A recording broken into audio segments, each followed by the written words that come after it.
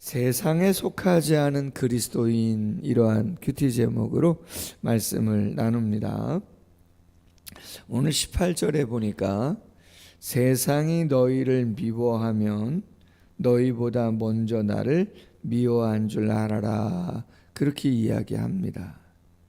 솔직히 인간적으로 상처를 받습니다. 성도님들이 세상을 살아갈 때 이런저런 세상 속에서의 일을 겪으면서 상처를 받습니다.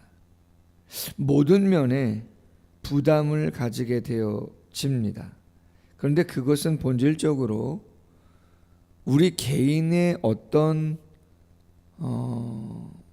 실수나 어떠한 잘못, 그것을 이야기하기 전에 본질적으로 우리가 예수 그리스도 안에 속해 있기 때문에 필연적으로 부담이고 상처를 받고 어려움을 겪을 수 있는 일들이 기본적으로 깔려 있다, 그런 이야기인 것이죠. 당연히 세상에서 바르게 살아가야죠. 우리 자신이 거짓말하고 우리 자신이 욕심부리고, 그렇죠? 우리 자신이 교만하면 그거야 당연히 욕을 먹고 어려워지는 건 당연하죠. 그런데 겸손하고 섬기고 애를 써도 세상이 우리를 상처 주고 힘들게 만들고 부담스럽게 만드는 부분들이 있다는 것이에요. 19절에 보니까 너희가 세상에 속하였으면 세상이 자기의 것을 사랑할 것이나 너희는 세상에 속한 자가 아니요 도리어 내가 너희를 세상에서 택하였기 때문에 세상이 너희를 미워한다, 그렇게 이야기하는 것입니다. 여기서 속하였으면 이라고 하는 19절의 말씀은 에스테라고 하는 이야기인데 소속이라고 하는 의미를 담고 있습니다. 어디 소속이냐 이 말이죠.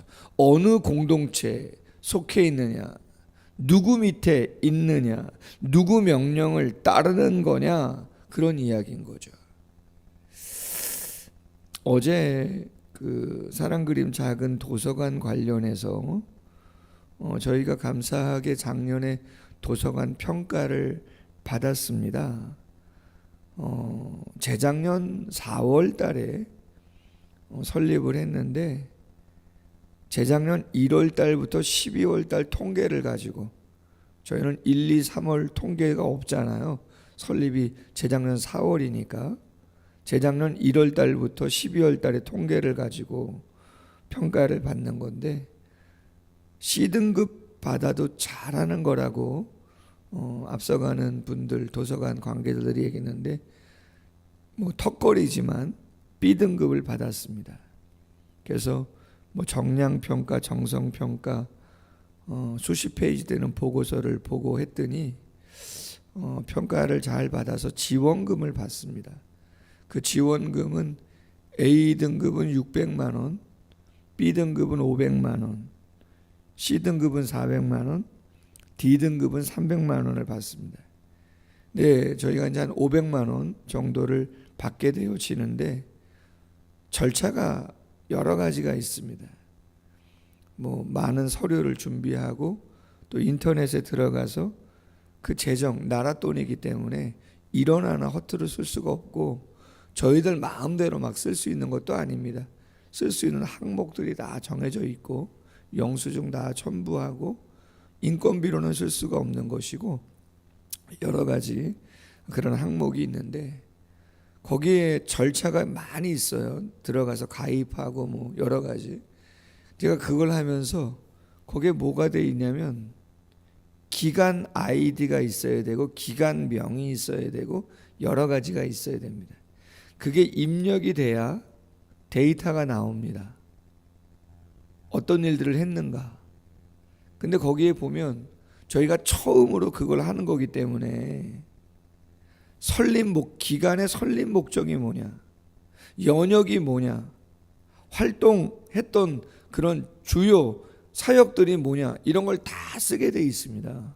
처음 하는 거기 때문에. 소속이 된다는 거, 가입이 된다는 거, 신청이 돼서 그게 인정을 받는다는 게 참 하나하나 쉬운 게 없다. 그렇죠? 솔직히 개인적인 생각으로는 뭐 그 재정 없어도 우리 교회 운영되고 하는데도 불구하고 조금 더 불신자들하고 만나서 그리스도의 사랑을 어떻게 조금 나누는 접촉점을 만들어 갈까라고 하는 일환으로 기도 가운데 도서관을 세운 거거든요.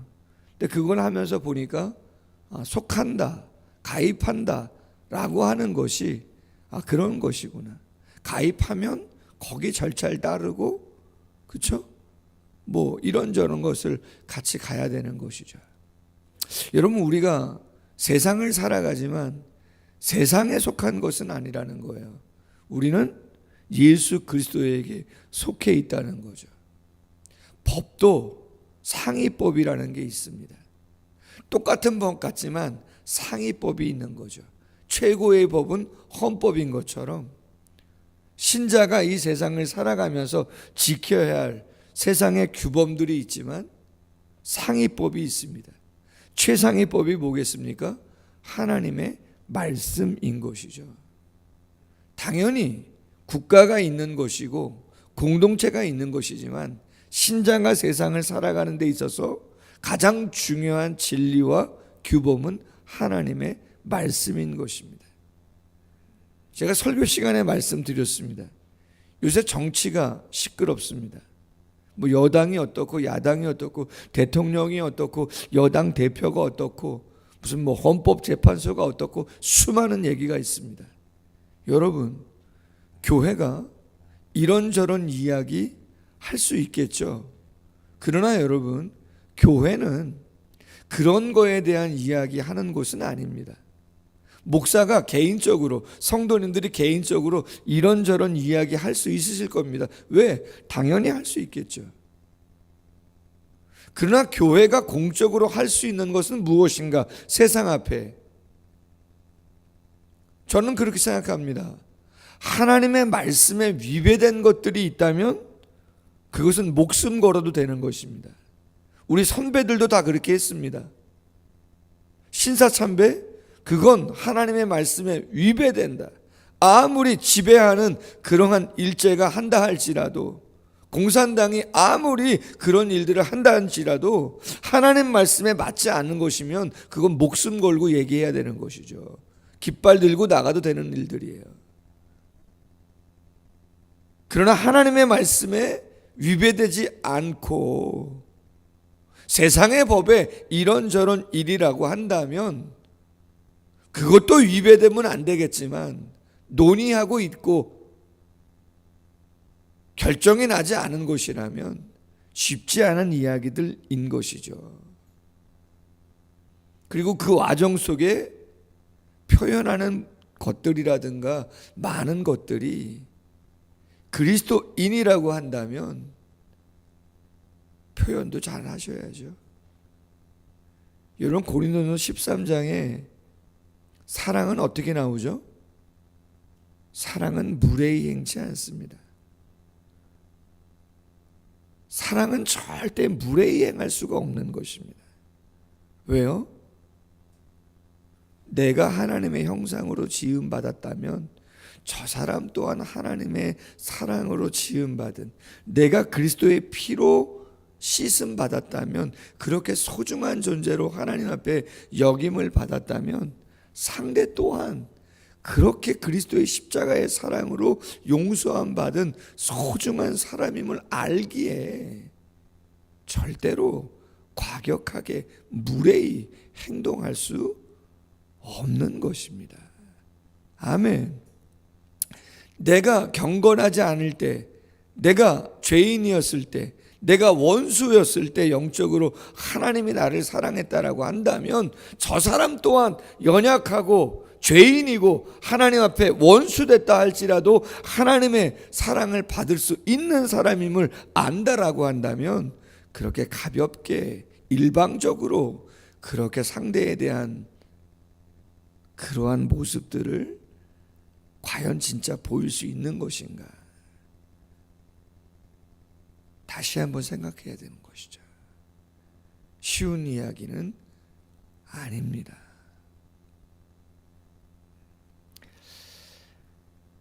소속은 분명해야 되는 것이죠. 여러분, 정치는 혼란해요. 그래서 배신자도 있어요. 이탈자도 있어요. 그러나 하나님에 대한, 예수 그리스도에 대한, 보혜사 성령님에 대한 신앙은 배신할 수가 없어요. 이탈자가 나올 수가 없어요. 왜요? 하나님의 말씀은 진리이기 때문에 그런 것이죠.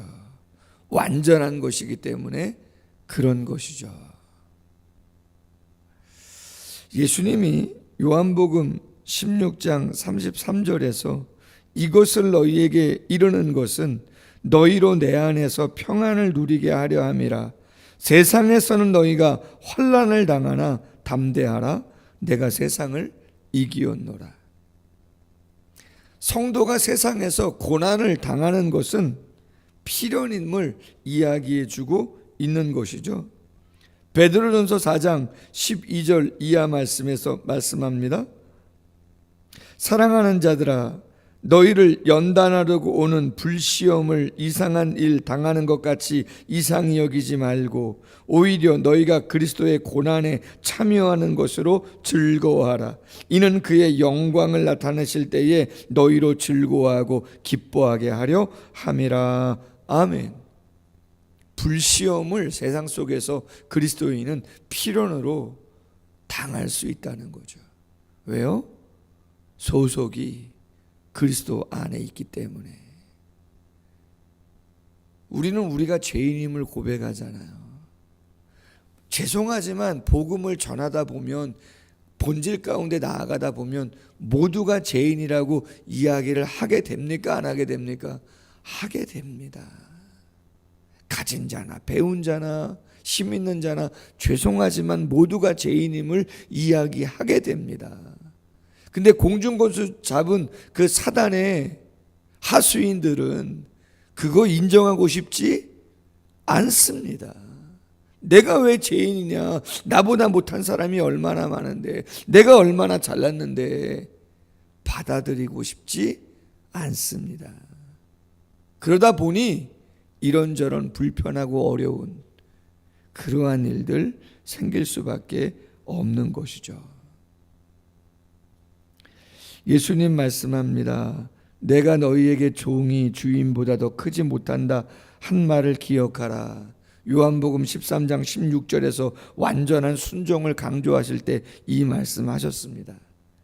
사람들이 나를 박해하였은즉 너희도 박해할 것이요 내 말을 지켰은즉 너희 말도 지킬 것이라. 내 말을, 이 말의 본 뜻은 내 말에 온전히 그들이 순종하지 아니했기 때문에, 반응했기 때문에 너희도 내 말에 반응하고 순종한다면 너희들도 나를 박해한 것처럼 박해를 당할 수밖에 없을 것이다. 그런 이야기를 하고 있는 것이죠. 그러나 사람들이, 핍박하는 이들이 내 이름으로 말미암아 이 모든 일을, 핍박하는 일을 너희에게 하리니 이는 나를 보내신 이를, 성부 하나님을 그들이 알지 못하기 때문이다. 그러나 여러분, 잘 감당하면 베드로전서 4장 13절 말씀처럼 그의 영광을 나타내실 때에 우리로 즐거워하고 기뻐하게 하리라 말씀하셨지만, 끝까지 대적하고 힘들게 하는 자들은 어떻게 되는가? 설교를 준비하다 보니까 이런 표현이 있더라고요. 은혜가 더한 곳에는 책임과 심판의 무게도 더해진다라고 하는 거예요. 한 영혼이라도 더 구원하시고자 참으시고 인내하시고 기다리시는데, 끝까지 완악한 마음으로 교만하게 따라오지 않는다면 하나님은 책임을 물으시고 심판하신다는 거예요. 오늘 22절 이하가 그 내용입니다. 내가 와서 그들에게 말하지 아니하였다라면 죄가 없었으려니와 지금은 그 죄를 핑계할 수 없다. 복음을 전하지 않았느냐? 잘 증거하지 않았느냐. 나를 미워하는 자는 또 내 아버지를 미워하는 거다. 내가 아무도 못한 일을 하나님의 권능으로 행한 기적들, 또 하늘의 메시지를 증거했는데 그들 중에서 하지 아니하였더라면 그들에게 죄가 없었으려니와 지금은 그들이 나와 내 아버지를 보았고 또 미워하였노라. 보여주셨잖아요. 7가지 표적을. 당신이 누구라고 에고에임이 나는 누구누구라고 예수님께서 말씀하셨잖아요. 그런데 따르지 않는다는 거예요. 절대적으로 순종하지 않는다는 거죠. 보여주셨는데 말씀을 하셨는데도 믿지 않고 따르지 않는다는 거예요. 그렇다면 그건 죄라는 거죠. 그건 강팍한 거라는 거예요. 그건 교만한 거라는 거죠. 그것은 봐줄 수가 없다. 그런 말씀을 하고 계신 것이죠. 누가복음 12장 47절 이하에 이렇게 말씀합니다. 주인의 뜻을 알고도 준비하지 아니하고 그 뜻대로 행하지 아니한 종은 많이 맞을 것이요 알지 못하고 맞을 일을 행한 종은 적게 맞으리라. 무릇 많이 받은 자에게는 많이 요구할 것이요 많이 맡은 자에게는 많이 달라 할 것이니라. 아멘. 예수님 말씀하시잖아요. 주인의 뜻을 알고도 준비하지 않는다? 행하지 않는다? 혼난다는 거죠. 아예 몰랐으면 혼은 나겠지만 덜 혼날 수 있다는 거죠. 여러분, 그래서 어찌 보면요, 저 같은 목사가 참 쉽지 않은 거예요. 지식적으로는 말씀을 많이 알잖아요. 그런데 많이 아는 거하고 그대로 행하는 거하고는 다르거든요. 그렇잖아요. 뭐 제자반, 사역반, 뭐 크로스웨이, 베델 성경, 그 외에도 여러 가정사역과 관련된 우리나라에 나와 있는 성경 공부 과정들 참 많습니다. 그러나 성경 공부, 제자훈련 과정을 이수하고 수료증을 받았다고 해서 내 삶이 바뀌는가 안 바뀌는가, 순종하는가 안 하는가는 전혀 다른 차원의 이야기입니다. 조금 나을 수 있겠지만 잘못하면 더 어려운 것이죠. 예수님이 그렇게 말씀하시잖아요. 마태복음 11장 20절 21절 말씀에 예수님께서 이런 말씀을 하십니다. 예수께서 권능을 가장 많이 행하신 고을들이 회개하지 아니하므로 그때에 책망하시되 화 있을진저 고라시나 화 있을진저 벳세다야 너희에게 행한 모든 권능을 두로와 시돈에서 행하였더라면 그들이 벌써 베옷을 입고 제에 앉아 회개하였으리라.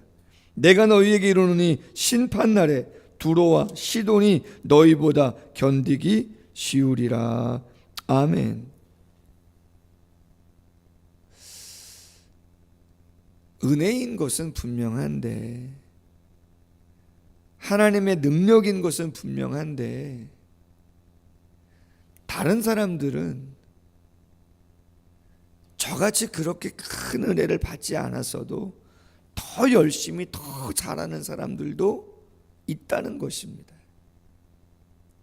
능력을 체험하고 은혜를 많이 받았는데도 도리어 자랑할 게 아니라 내가 이것밖에 못하고 있구나, 그렇게 생각해야 되는 부분들도 없지 않아 있다는 거예요. 오늘 예수님이 말씀하시잖아요. 핑계하지 못할 거다. 아예 몰랐으면이야, 아예 보지 않았으면이야. 그래도 심판을 받는 것은 분명한 것이지만 믿고 있다고 하면서, 알고 있다고 하면서 행하지 않는다면 그것 또한 쉽지 않은 일임을 이야기해 주고 있습니다. 그러나 이는 그들의 율법에 기록된 바 그들이 이유 없이 나를 미워했다 한 말을 응하게 하려 함이라. 이유가 왜 없습니까?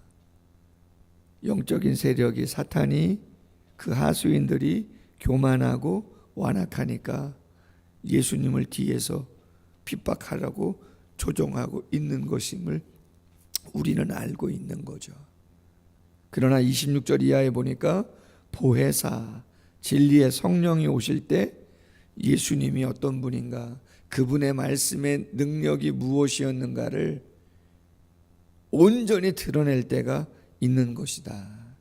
너희도 처음부터 나와 함께 있었으므로 증언하느니라. 우리가 예수님과 함께 동행하는 삶을 산다면 그분에게 속해 있는 자들입니다. 고난은 필연이고 버거움과 안타까움도 죄송하지만 느낄 수밖에 없어요. 그러나 그것은 뭔가 드러나는 세상 사람들과 비교해서 잘못해서가 아니라 진리 때문에, 소속 때문이라고 한다면 달게 받으셔도 됩니다. 결국은 드러나게 되어 있고 심판은 오게 되어 있는데 그때 기쁨과 감사와 칭찬이 있을 수 있기를 주님의 이름으로 소원합니다. 기도하겠습니다. 하나님 아버지, 부담스러운 이야기들일 수 있습니다. 주님을 믿는 것이, 주님을 따르고 말씀을 따르는 것이 세상에서는 성공을 보장하고 기쁨만 있고 감사만 있고 편안함만 있으면 좋겠지만 세상은 아직도 공중 권세 잡은 자가, 그들의 하수인이, 그리고 그들의 조정을 받는 수많은 사람들의 영적인 모습 속에 죄인임을 고백하기를 싫어하는, 사랑하고 용서하고 겸손하고 희생하고 섬기는 그러한 것들을 싫어하는 본성을 따라 살아가는 사람들이 많기에 성도들이 특별히 뭔가 잘못하지 않았음에도 불구하고 쉽지 않은 마음과 감정들을 추스려 가야 하는 그러한 모습들 많이 있습니다. 예수님이 다 아시고 오늘 말씀하십니다. 환난을 받으나 담대하라. 내가 세상을 이긴 것이다. 그리고 하나님이 정하신 그때가 되어진다면 그 모든 것은 보혜사 성령의 진리의 말씀을 통해서 다 드러나게 될 것이다. 예수님이 기적을 행하지 않으셨다면, 예수님께서 진리의 말씀을 전해주시지 않았다면, 모르고 행한 일이라면 그것도 심판을 궁극적으로는 받아야 되지만 알면서도 들었으면서도 순종하지 않았다면 엄청난 책망을 받을 수밖에 없음을 이야기하고 있습니다. 우리에게 놀라운 구원의 영광과 영원한 삶을 주셨는데 거기에 대한 감사를 잃어버리면 이 삶 자체의 의미와 가치도 잃어버리지 않겠습니까? 감사를 잃어버리지 않도록 도와주시고 그 가운데서 거룩한 길을 잘 걸어갈 수 있는 우리 모두가 될 수 있도록 함께하여 주시옵소서. 예수님의 이름으로 기도하옵나이다. 아멘. 계속해서 기도합니다.